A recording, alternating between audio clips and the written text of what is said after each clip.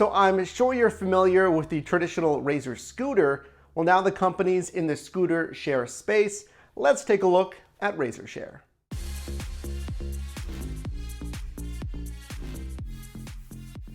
What's up guys, your driver Mike here, back with another video. This channel is dedicated to success in the gig economy, so if you're new here, consider subscribing. Yes, a new entrant into the on-demand electric scooter space.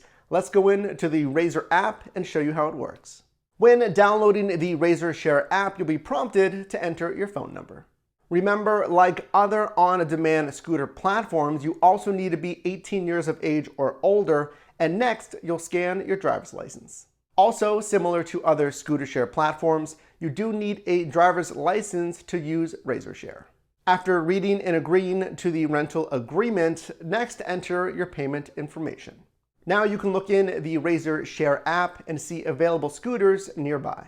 Unlock the scooter that you'd like to use by scanning the QR code found on the handlebars or by manually entering the scooter number.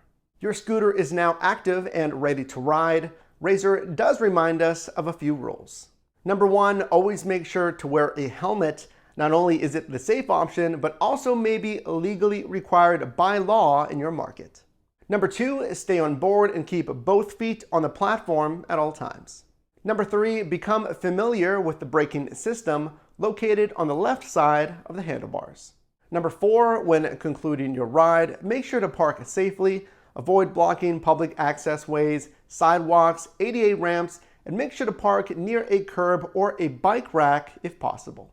Number five, to conclude your ride, simply click on End Ride located in your Razor Share app.